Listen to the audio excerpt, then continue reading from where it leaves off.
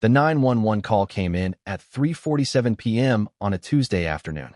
The dispatcher heard labored breathing, then a woman's voice, weak, strained, like someone who'd been screaming for help that never came. "Please, I need help. I'm pregnant. I'm bleeding.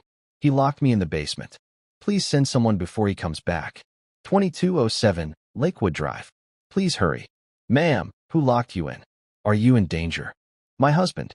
His family. Her voice broke. Please, my baby. I'm losing my baby. Please." Within minutes, police and paramedics descended on 2207 Lakewood Drive, a beautiful two-story colonial in an affluent Cleveland suburb. The kind of house with a perfectly manicured lawn, expensive cars in the driveway, and a reputation in the neighborhood as the successful family. What they found inside that house would expose a family conspiracy so twisted, so calculated, so cruel, that it would dominate headlines for months and send shockwaves through a community that thought they knew the family living behind those pristine white walls. My name is Jennifer Morrison, and this is my story. This is how my husband's family tried to kill me and my unborn child for money. This is how a 911 call I made from a basement floor destroyed the family that everyone thought was perfect. And this is how I survived. But before I tell you about that basement, about those 2 weeks of hell, about the moment I thought my baby and I were both going to die, I need to tell you how I got there. Because the truth is, I walked into this nightmare with my eyes wide open, choosing love over red flags, choosing hope over warning signs, choosing to believe in a fairy tale that turned out to be a horror story. So let me take you back to the beginning, back to the day I met David Carmichael and made the choice that would nearly cost me everything. I met David Carmichael when I was 28 years old, working as a marketing coordinator at a small firm in Cleveland. I'd worked hard to get where I was. I came from a working-class family. My father had worked in manufacturing before he died of a heart attack when I was 21. My mother was a nurse who worked double shifts to put me through community college. I'd fought for every opportunity, every promotion, every dollar in my bank account. When David walked into my office in March 2018, I remember thinking he looked like he'd stepped out of a magazine. Tall, maybe 6'2", with dark hair perfectly styled, wearing a suit that probably cost more than my monthly rent. He had green eyes that seemed genuinely warm, and when he smiled at me, it felt like the sun coming out. "Jennifer Morrison?"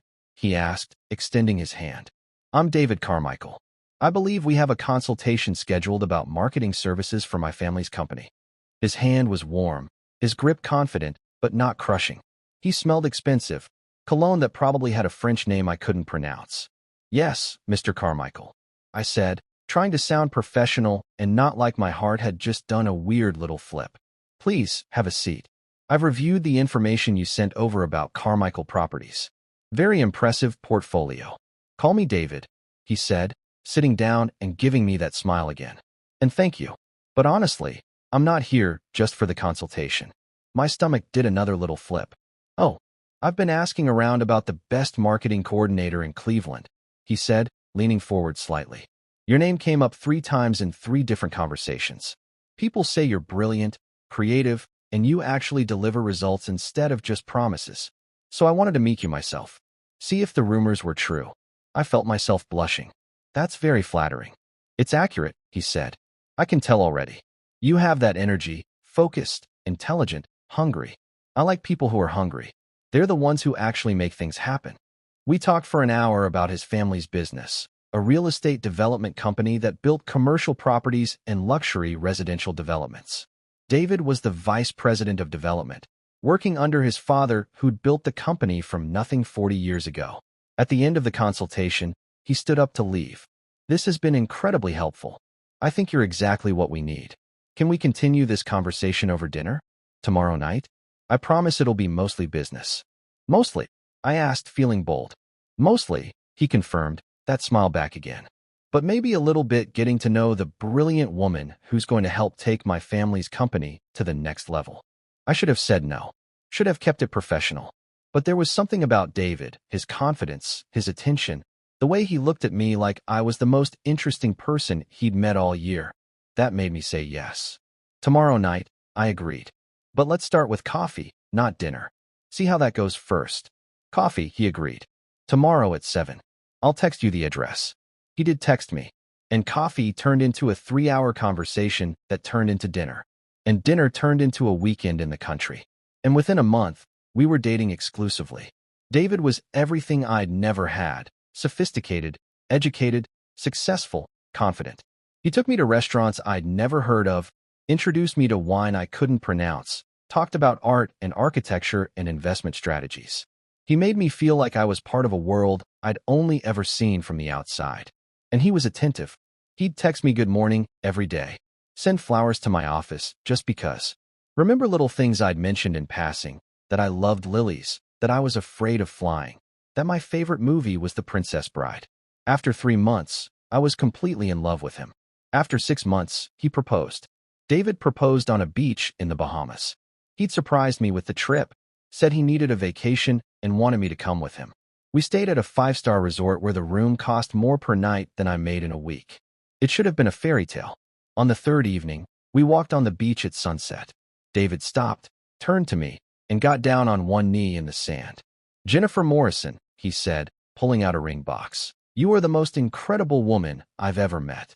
You're smart, driven, beautiful, and you make me want to be better than I am. I love you more than I've ever loved anyone. Will you marry me? Will you become part of my family?" The ring was stunning. A 3-carat diamond surrounded by smaller stones, platinum band, the kind of ring I'd never imagined wearing. It must have cost as much as my car. I said yes. Of course I said yes. I was in love. I was 28 years old and being proposed to by a handsome, successful man on a beach in the Bahamas.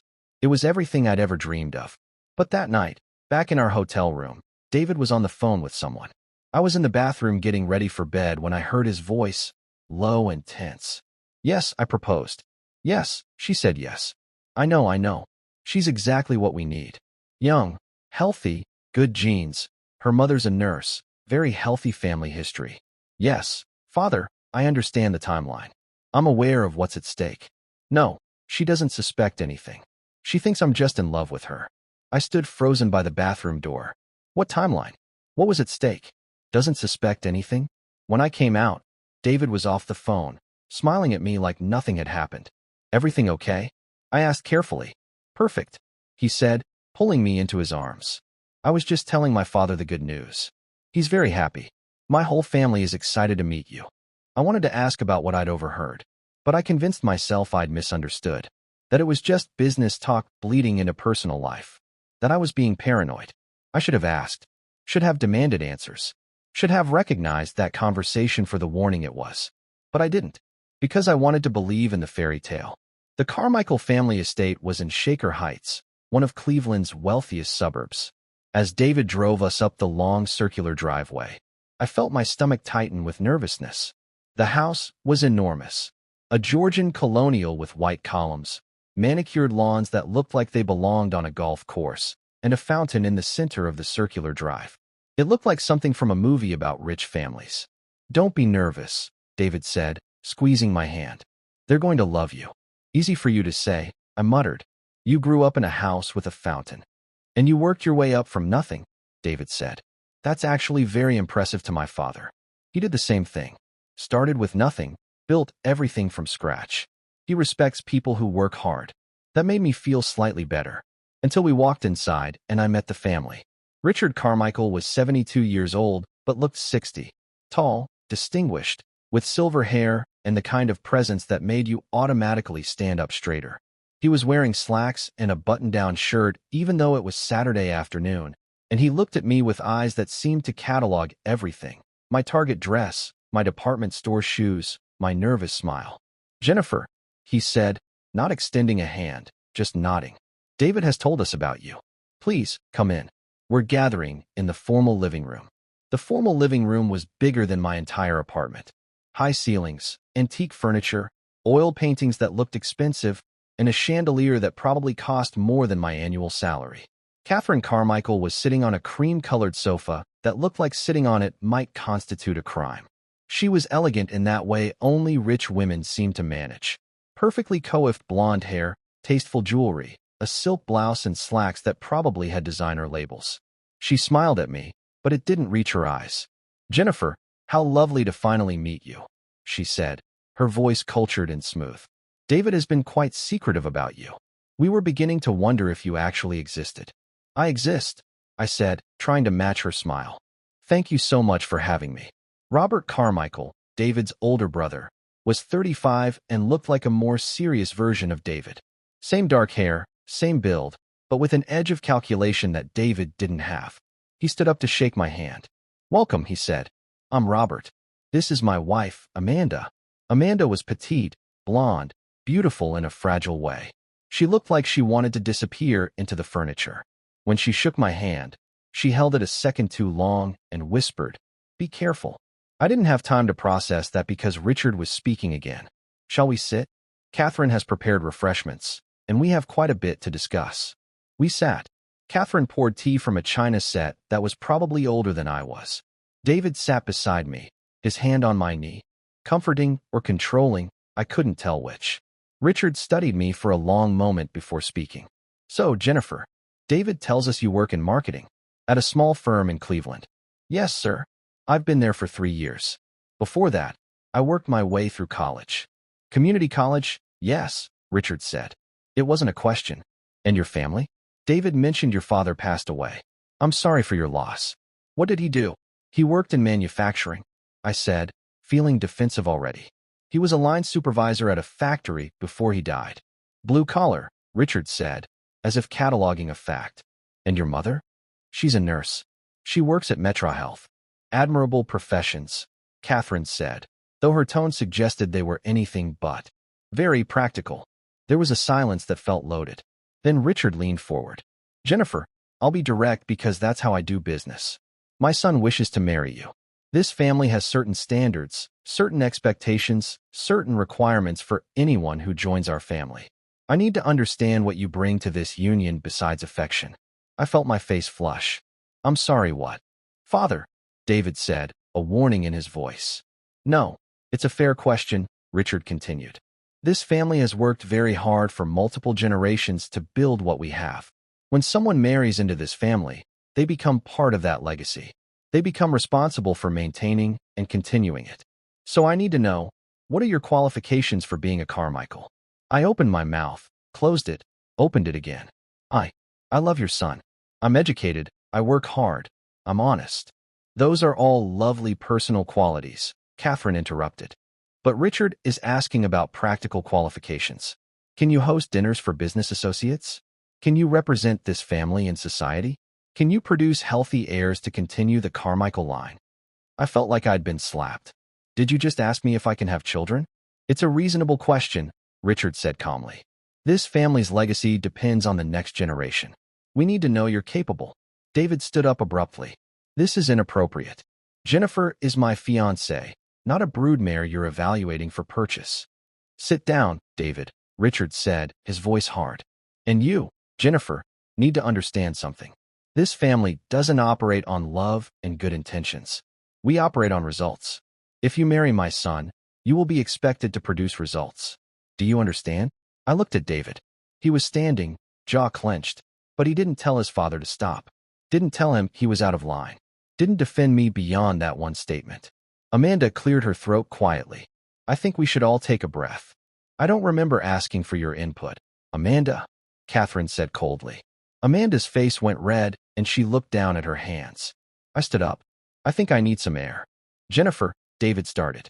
"I'll be outside," I said, and walked out before anyone could stop me. I stood on the front porch, breathing hard, trying not to cry.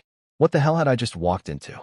David's family had basically interviewed me like I was applying for a job, not joining a family. And the questions about children, who asks that at a first meeting? The door opened behind me. It was Amanda. "Hey," she said softly. "I'm sorry about that." "They're a lot." "That's one way to put it," I said, wiping my eyes. Amanda looked back at the house, then moved closer to me and lowered her voice. "I'm going to tell you something, and you need to listen. I tried to leave once. 3 years ago. I wanted to take my kids and divorce Robert. I couldn't stand this family anymore. Do you know what they did?" I shook my head. "They threatened to take my children. Said I was an unfit mother, that I'd never see them again, that they had lawyers and money and I had nothing. Said they'd destroy me in court and I'd lose custody permanently." Her voice was shaking. "So I stayed. And I've been trapped here ever since. That's what this family does, Jennifer. They trap you. So if you have any doubts about marrying David, any at all, leave now. Before you're pregnant. Before they have leverage. Before you're locked in like I am. Amanda, what are you? The door opened again. It was Robert. Amanda, it's time to go. The kids need to be picked up from your mother's. Amanda's face changed immediately, from urgent to blank. Of course. Coming. She looked at me one more time. Remember what I said. She left with Robert. I stood there, shaking. David came out a minute later. I'm so sorry. My father can be intense. He's from a different generation. He doesn't mean to be insulting. He asked if I could produce heirs, David. Like I'm livestock. I know. And I told him that was completely inappropriate.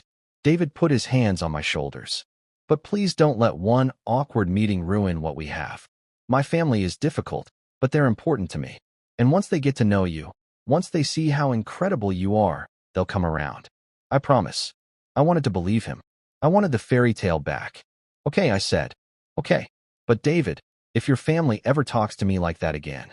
They won't, he said firmly. I'll make sure of it. He was lying. But I didn't know that yet. We got married in September, 6 months after the engagement. Or rather, Catherine Carmichael planned a wedding and I was allowed to attend. Every single detail was controlled by David's mother. The venue, the Carmichael estate, naturally. The guest list, 300 people I'd never met, mostly business associates and society connections. My own guest list was limited to 30 people, including my mother and a handful of friends. The dress. Catherine took me to a bridal boutique where she'd already pre-selected 6 dresses in my size. These are appropriate for a Carmichael wedding, she said. Classic, elegant, not too flashy. I wanted a dress with lace sleeves. Catherine vetoed it. Too bohemian. Not refined enough. I wanted my mother to walk me down the aisle. Catherine vetoed it. Richard will walk you down the aisle. It's symbolic. He's welcoming you into the family. I wanted a simple ceremony. Catherine planned a full Catholic Mass at Our Lady of Peace Cathedral, even though I wasn't Catholic. The Carmichaels have been parishioners for 40 years. This is where all family weddings take place. I tried to push back. David would say, pick your battles, Jennifer. Does it really matter that much? She's just trying to help. So I gave in. On everything. And by the time my wedding day arrived, I felt like a prop in someone else's production. The wedding itself was beautiful, I'll give them that. The cathedral was stunning. The reception at the estate was lavish. The food was incredible. The music was perfect. But I felt like a stranger at my own wedding. During the reception, I overheard a conversation. I'd gone to the bathroom, and on my way back, I passed by a small parlor where the door was cracked. Richard's voice carried out. Successful integration. She's malleable, which is exactly what we needed. David did well. Do you think she suspects? That was Catherine's voice. Suspects what? That this marriage has a purpose beyond love. Richard laughed. She's a romantic. She thinks David chose her because he fell in love. She has no idea this was strategic. And the timeline?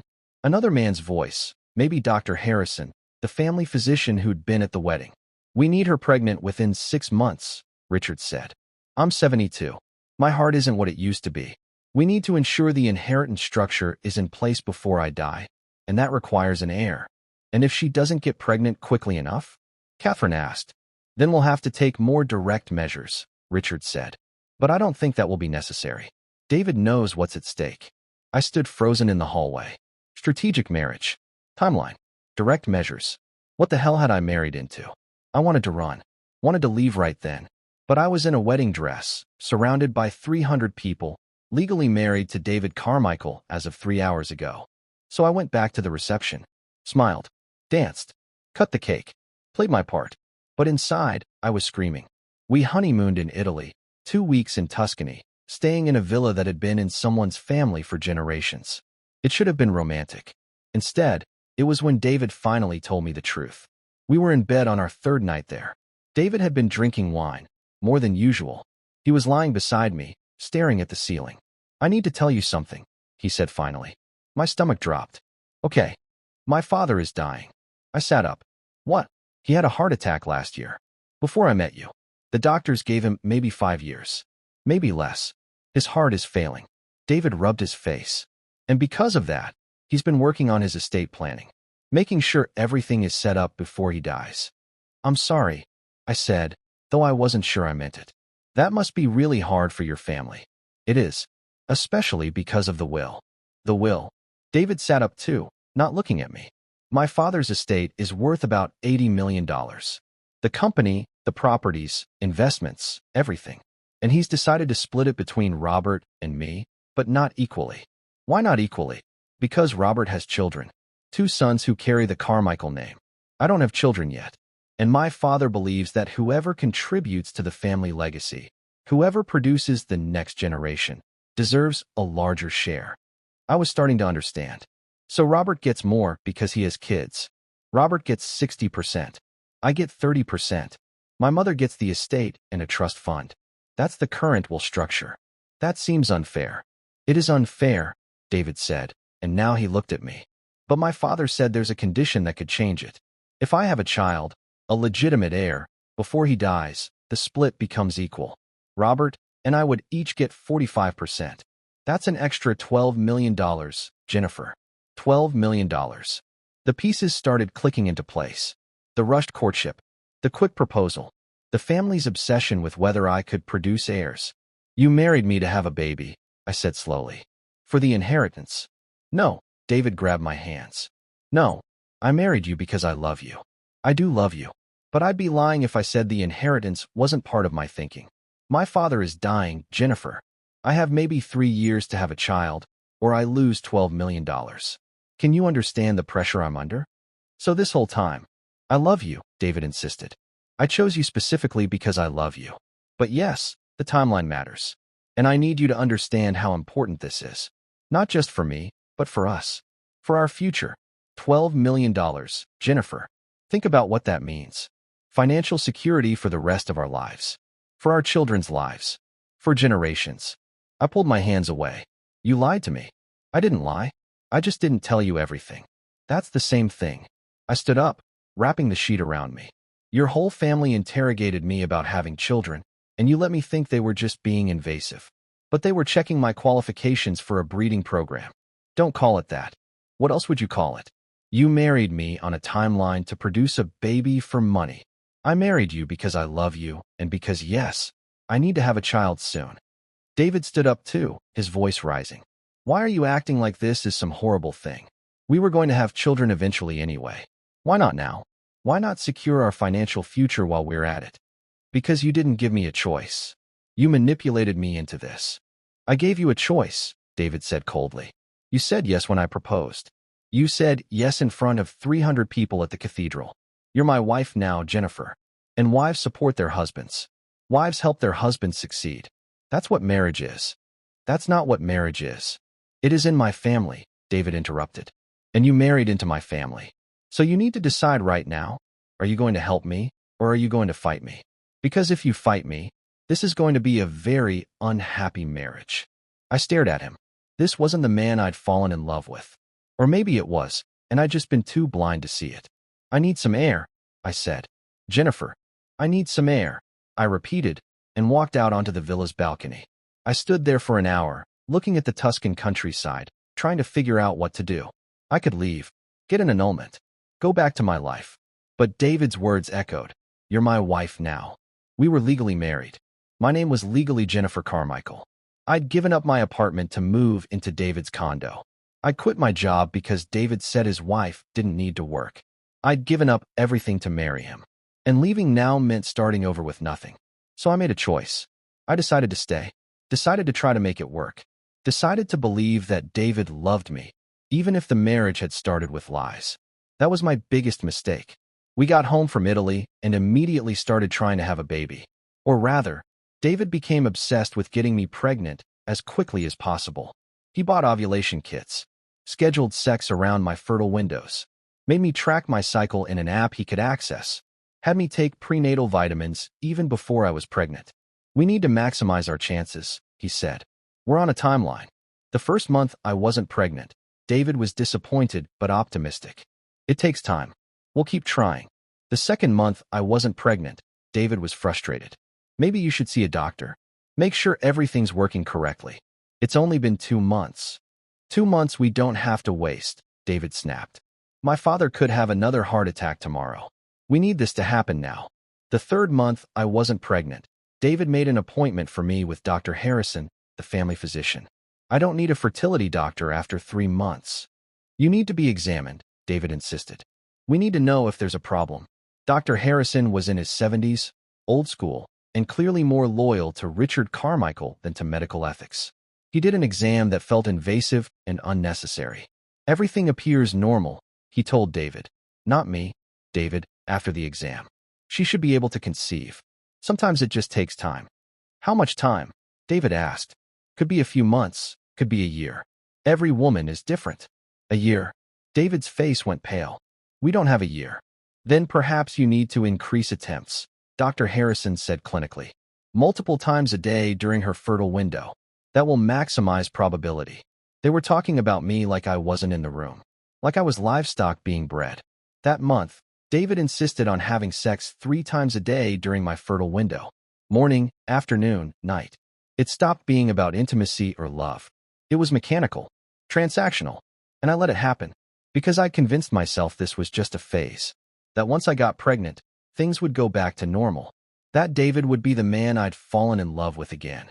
I got pregnant in the 4th month. When the pregnancy test came back positive, David literally cried. Thank God, he whispered, holding me. Thank God. You did it, Jennifer. You did it. He called his father immediately. I heard Richard's voice through the phone, cold and clinical. Excellent. Make sure she's monitored carefully. We can't afford any complications. That should have been my first warning sign. But I was pregnant.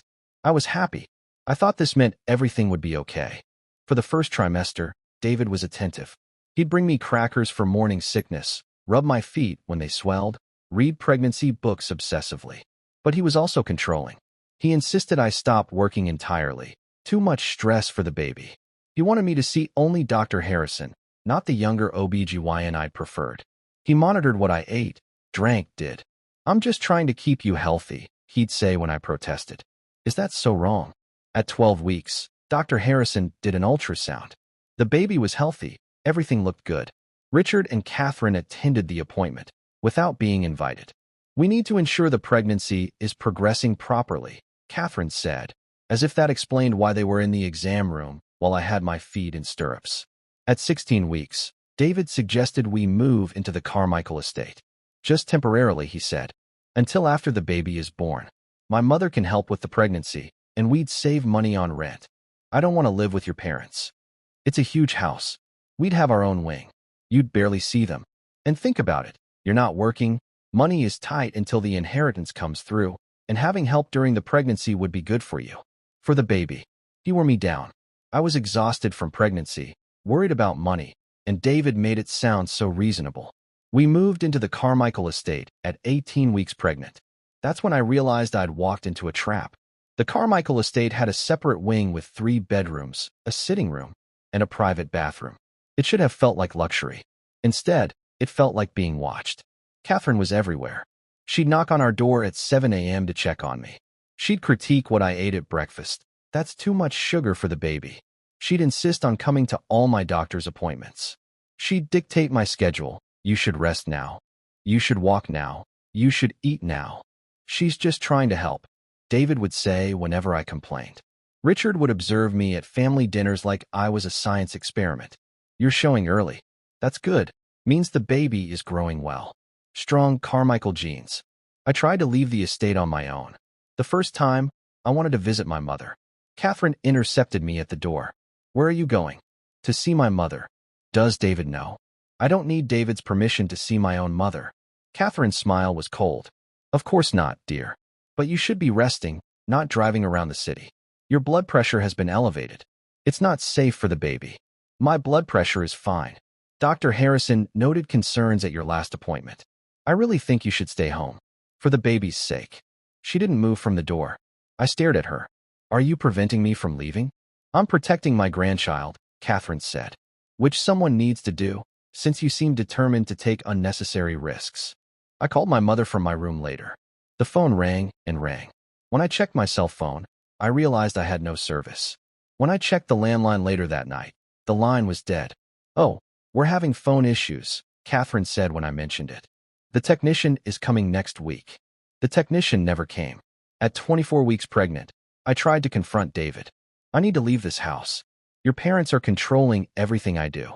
I can't see my friends, can't call my mother, can't leave without permission. You're exaggerating. I'm not.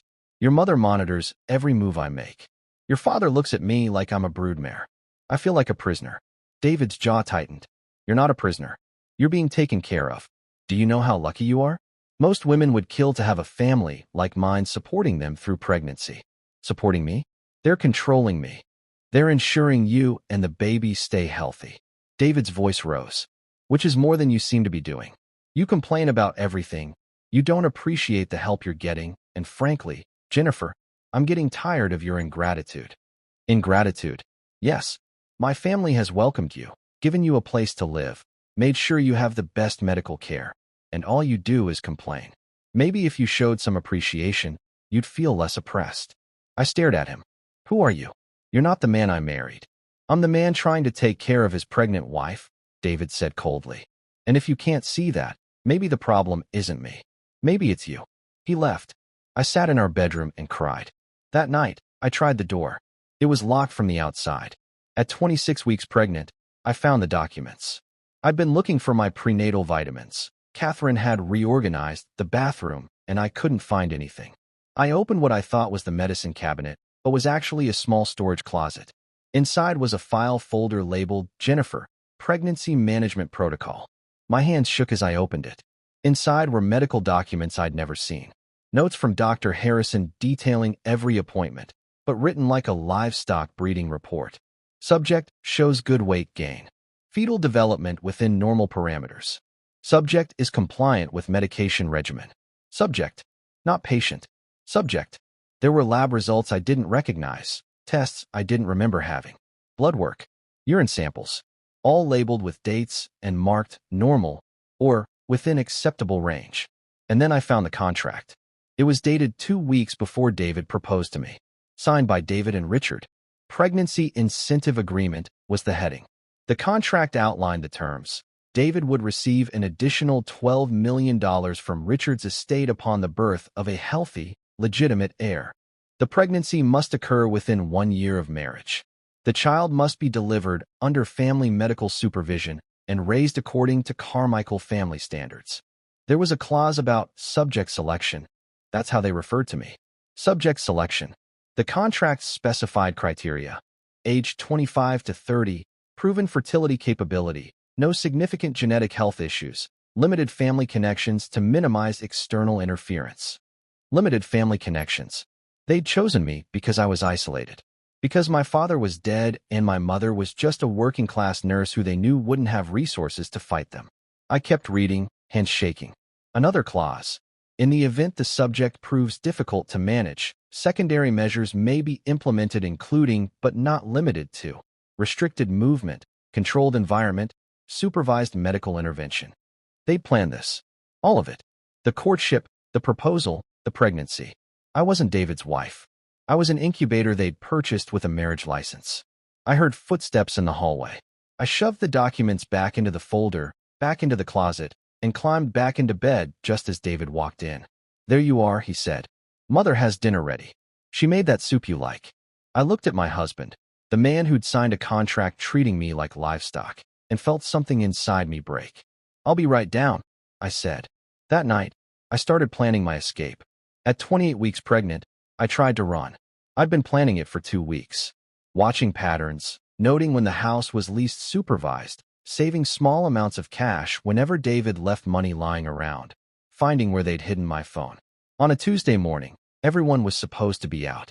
Richard had a doctor's appointment. Catherine was at some charity luncheon. David had a meeting at the office. I waited until I heard David's car leave. Waited another 30 minutes to be sure. Then I got dressed in real clothes, not the pajamas they kept me in most of the time. Found my phone in Catherine's desk drawer. Grabbed the cash I'd hidden. I walked down the grand staircase, toward the front door. That's when I heard the voice behind me. And where do you think you're going? I turned. Catherine was standing in the doorway to the parlor. She hadn't gone to her luncheon. I'm leaving, I said, trying to sound confident. I'm going to my mother's. You can't stop me. Can't I? Catherine walked toward me, smiling. Jennifer, dear, you're 7 months pregnant. You're not going anywhere. Not until that baby is born. You can't keep me here against my will. That's illegal. That's kidnapping. Is it? You're living in our home, using our resources, under our medical care. You've signed no papers saying you want to leave. And if you try to claim we're holding you against your will, well, who's going to believe you? The police. We'll see a hysterical pregnant woman making wild accusations against a prominent family who's been taking care of her, Catherine finished. Do you really think the Cleveland police are going to investigate Richard Carmichael based on the word of a nobody from the wrong side of town? I reached for the door handle. Catherine's hand shot out and grabbed my wrist. Hard. Hard enough to hurt. Let go of me. Or what? Catherine's eyes were ice. You'll scream? Go ahead. The nearest neighbor is a quarter-mile away. And even if they heard you, they'd just think you were hysterical. Pregnancy hormones, you know, make women so unstable. I tried to pull away. Catherine's grip tightened. You need to understand something, Jennifer. That baby you're carrying? That's a Carmichael. That's Richard's heir. That's David's inheritance. That baby is worth $12 million to this family. Do you honestly think we're going to let you walk out of here with it? The baby is mine. The baby is ours, Catherine said. We paid for it. We planned for it. We selected you specifically to carry it. You're just the vessel. And vessels don't get to make decisions. She released my wrist and pulled out her phone. Dialed. Richard? She tried to leave. Yes, she's fine. The baby's fine. I stopped her at the door. Yes, I agree. It's time. She hung up. Smiled at me. Change of plans, dear. You're going to be staying in the basement for the rest of your pregnancy. For your own safety, of course. We can't have you trying to escape and hurting yourself or the baby. No. 2 men appeared from the back of the house. Security guards I'd never seen before. Take her downstairs, Catherine instructed. Gently. We don't want to stress the baby. They grabbed my arms. I screamed. Fought. Kicked. It didn't matter. They dragged me downstairs to a basement I'd never seen. A basement that had been converted into a cell. Concrete walls. A mattress on the floor. A bucket. A heavy metal door with a lock. They pushed me inside. The door closed. I heard multiple locks engaging. I was trapped. I spent the next 2 weeks in that basement. 2 weeks where Catherine brought me food once a day, plain, bland, just enough to keep me and the baby alive. 2 weeks where I had no windows, no contact with the outside world, no way to know if it was day or night except by counting meals. 2 weeks where I screamed until my voice gave out and nobody came. David visited twice. Both times, he stood on the other side of the door, wouldn't come in, wouldn't look at me through the small window. Please, I begged the first time. David, please. This is insane. Your family is insane. You can't let them do this to me. You tried to leave, David said, his voice flat. You tried to take my child. My inheritance. What did you think would happen? I'm your wife. You're the mother of my child, David corrected. That's your function. And once you've served that function, we'll discuss what happens next. But until then, you need to stay here where you can't hurt yourself or the baby. I'm not hurting anyone. You tried to escape while 7 months pregnant, David said. That's reckless endangerment. What if you'd fallen? What if something had happened to the baby? No, you're safer here. I'm a prisoner here. You're protected here, David said. And then he left. The second week, Richard came down. He stood outside the door, looking at me through the small window. I want you to understand something, Jennifer, he said, his voice cold and clinical. This isn't personal. This is business.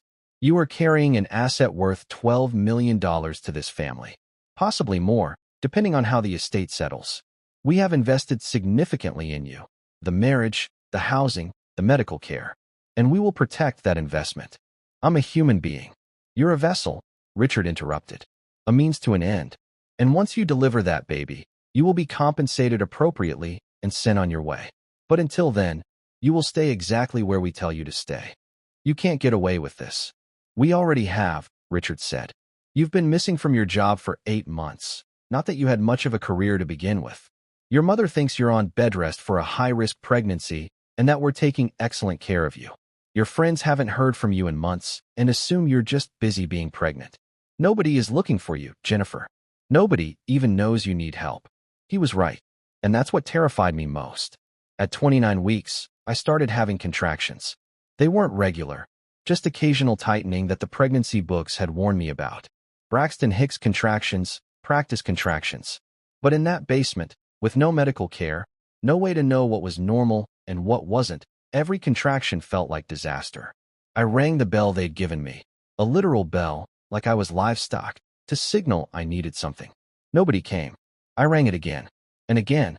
Finally, Catherine appeared at the door. What? I'm having contractions. Something might be wrong. I need to see a doctor. Catherine pulled out her phone, checked something. You're 29 weeks. Too early for labor. It's probably just Braxton Hicks. Dr. Harrison said this might happen. I need to see a doctor. Dr. Harrison will be here when it's time, Catherine said. Until then, rest. Drink water. Stop being dramatic. She left. The contractions continued. Got more frequent. More painful. I rang the bell until my arm hurt. Nobody came. That's when I knew. They didn't care if I was in pain. They didn't care if I was scared. They only cared about the baby. And if the contractions weren't threatening the baby, I didn't matter. At 30 weeks pregnant, I went into real labor. I woke up at what I guessed was maybe 5 a.m. Though with no windows, it was hard to know. With a pain so severe I couldn't breathe. Not a contraction. Something worse. I looked down. Blood. A lot of blood. I rang the bell. Nobody came. I screamed. Nobody came. The contractions started. Real ones. Hard. Fast. Close together. Something was very, very wrong. I was going to lose the baby. Or the baby was coming 10 weeks early. Or I was bleeding to death. Or all three. I rang the bell continuously, screaming between contractions. Finally, after what felt like hours but was probably 30 minutes, the door opened. It was David. He looked at the blood. His face went white. Oh God. Oh God. He pulled out his phone, called someone. She's bleeding. A lot. Yes, contractions. I can see them. I don't know. Just get down here now. Dr. Harrison arrived within minutes, which meant he'd probably been somewhere in the house. He took one look at me, and his expression changed. This is placental abruption. The placenta is separating from the uterine wall. We need to get her to a hospital immediately, or she and the baby will both die. No hospitals. Richard's voice came from the doorway. No records of this. If we don't get her to a hospital, they both die, Dr. Harrison repeated. There's too much bleeding. I can't stop this here. Then do a C-section, Richard said. Here. Now. I'm not a surgeon. I can't do a C-section in a basement. Then figure something out, Richard said coldly. Because we are not taking her to a hospital where questions will be asked. Dr. Harrison stared at him. You're willing to let your daughter-in-law and grandchild die rather than answer questions? I'm willing to protect this family, Richard said. Now to your job. Dr. Harrison looked at me, looked at David, then at Richard. I quit, he said. I will not let a patient die because you're worried about appearances. I'm calling 911. You do that, and I'll have your medical license revoked. Revoke it, Dr. Harrison said, pulling out his phone. At least I'll still be able to sleep at night. Richard grabbed for the phone. They struggled. And that's when David walked over to where Dr. Harrison had set down his medical bag, took out his phone, and handed it to me. Call 911, David said quietly. Save yourself. Save the baby. I can't let this happen. I took the phone with shaking, bloody hands and dialed. The 911 call lasted 4 minutes and 17 seconds. 911, what's your emergency? Please, I need help. I'm pregnant. I'm bleeding. He locked me in the basement. Please send someone before he comes back. 2207 Lakewood Drive. Please hurry. Ma'am, who locked you in? Are you in danger? My husband. His family. My voice broke as another contraction hit. Please, my baby. I'm losing my baby. Please. Help is on the way. Stay on the line with me. How far along are you? 30 weeks. There's so much blood. I think something's really wrong. Richard tried to grab the phone from me. David physically stepped between us, blocking his father. Don't, David said. It's over, Dad. It's done. Within 7 minutes, I heard sirens. Within 9 minutes, police were breaking down the front door. Within 11 minutes, EMTs were loading me into an ambulance. As they wheeled me out of that basement, I saw Richard and Catherine in handcuffs. Saw police everywhere. Saw neighbors gathering on the street, shocked. The last thing I saw before they closed the ambulance doors was David standing in the driveway, watching me leave. He wasn't in handcuffs, not yet, but he would be soon. In the ambulance, the EMT asked me, "Who did this to you?" "My husband's family," I said. "They wanted the baby. For money. For inheritance. They didn't care if I died." At the hospital, Doctors performed an emergency C-section. My daughter was born at 30 weeks, 3 pounds 4 ounces, immediately admitted to the NICU. I coded on the operating table from blood loss. They brought me back. When I woke up, there was a police officer in my room. "Ms. Morrison," she said gently. "I'm Detective Sarah Chun. Can you tell me what happened to you?" So I did. All of it. The contract. The control. The basement. The 2 weeks of captivity. The labor they refused to let me get help for. "Where are they now?" I asked when I finished. "Richard, Catherine, and David Carmichael are all in custody," Detective Chun said. "They've been charged with kidnapping, false imprisonment, reckless endangerment, and a few other charges we're still working on. They're not going anywhere." "And my baby?" "Your daughter is stable. Small, but fighting. The NICU doctors say her prognosis is good." I started crying. From relief, from trauma, from everything. "You're safe now," Detective Chun said. "They can't hurt you anymore." The trial took 8 months. In that time, I recovered. My daughter, I named her Hope, grew stronger in the NICU and eventually came home. I moved to a secured location with my mother's help. I filed for divorce. The evidence against the Carmichael family was overwhelming. Bullet operator, the basement prison. Bullet operator, the medical records showing I'd been kept prisoner. Bullet operator, the pregnancy management protocol documents. Bullet operator, the contract between Richard and David. Bullet operator, Dr. Harrison's testimony. He cooperated fully. Bullet operator, my 911 call. Bullet operator, my medical records from the hospital showing the extent of neglect. The defense tried to claim I'd been a willing participant, that I'd agreed to live at the estate, that the basement was for my own safety because I tried to run away while pregnant. The jury didn't believe any of it. Richard Carmichael, guilty on all counts. Sentenced to 20 years. Catherine Carmichael, guilty on all counts. Sentenced to 18 years. David Carmichael, guilty on all counts, but testified against his parents for a reduced sentence. Sentenced to 12 years. The Carmichael estate was liquidated to pay legal fees and settlements. The company collapsed. The family name was destroyed. All because I made a 911 call from a basement floor. It's been 5 years since that day. Hope is 5 years old now. Healthy, smart, funny, nothing like the family she came from. She has no memory of those first months in the NICU, of being born 10 weeks early because her grandmother wouldn't let her mother go to a hospital.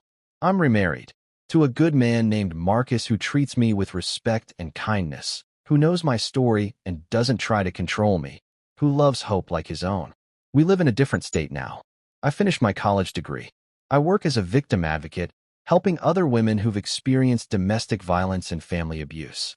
I still have nightmares about that basement, about those 2 weeks, about the contractions and the blood and the certainty that my baby and I were both going to die because a family valued money more than human life.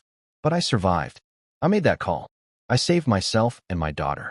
I brought down a family that thought they were untouchable. The 911 operator who took my call visited me a year after the trial. She said, "I've taken thousands of calls in my career, but yours, hearing your voice, knowing you were pregnant and trapped and bleeding, I'll never forget it. You were so brave." I didn't feel brave then. I felt terrified. But looking back now, I realize I was brave. I survived something designed to break me, and I did it while fighting to save my daughter. The Carmichaels are in prison now, and I'm free. That's how it should be. National Domestic Violence Hotline, 1-800-799-7233. National Human Trafficking Hotline, 1-888-373-7888. If you or someone you know is being held against their will, isolated, or abused by family members, call 911. Make the call. It could save your life.